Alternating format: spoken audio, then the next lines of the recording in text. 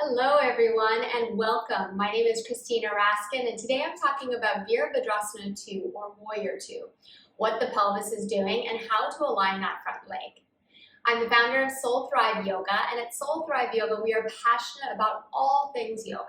We love anatomy, the physical practice, all the postures, and then we also love the philosophy, mindfulness, meditation, and it's our goal and our vision to share it with all of you so that you can find a little bit more peace and joy, not only on the mat but also off in the world.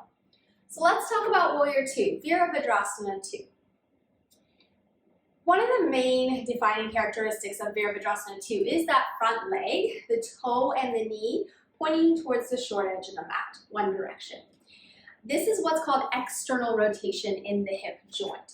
So we're spinning the inner thigh away from the midline of the body externally, external rotation. A common misunderstanding or misconception about Warrior 2 is that the front knee and front toe should point forward while the pelvis stays square to the long edge of the mat.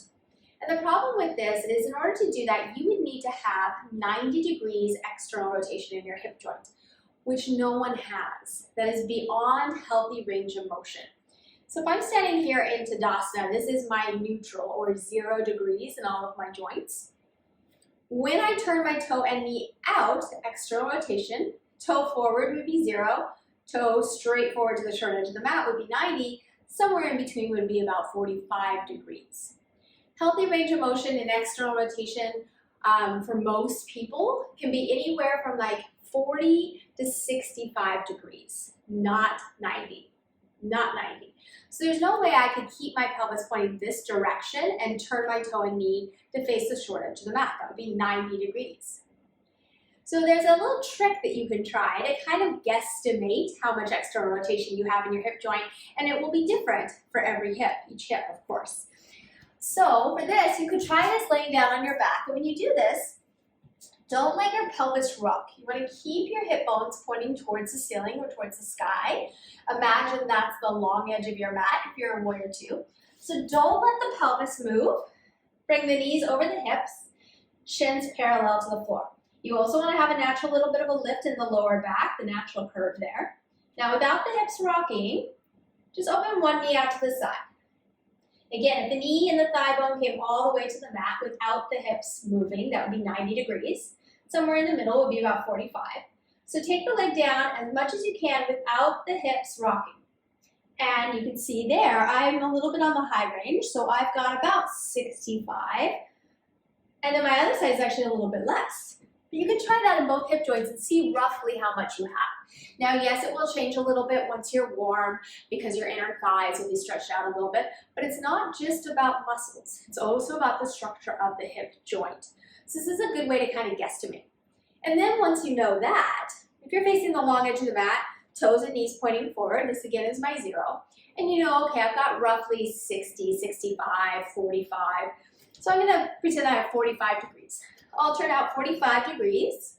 Again, it's just a rough guesstimation, but that's all I can go with my pelvis staying square to the long edge of the mat. If we decide that Warrior 2 means your toe and your knee are pointing forward, which is pretty much what the industry has decided, the toe and the knee will point forward. So if that's going to happen, I have to make up that other 45 degrees somewhere else. So that's either the pelvis and or the back toes. So when I turn the toe and the knee all the way forward, I'm going to have to let my pelvis rotate a little bit. And then if I do that, we might actually start to buckle in the back knee. So then I'll have to let the toe turn in a little bit. Again, that's if I really am stuck that the front toe and knee have to point forward, which is what Krishnamacharya and Iyengar and all of them did for Warrior 2. Now, I could do Warrior 2 this way. That wouldn't hurt the body. That would be my 45 degrees. But if we want that to point forward, I'm going to have to let the pelvis rotate a little bit and or turn that back toe in.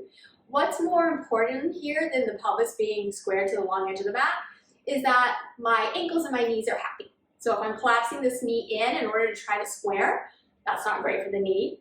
If I'm collapsing this hip in, because, this knee in because I'm trying to turn these toes out more than I have, then that's not going to be great for that knee either.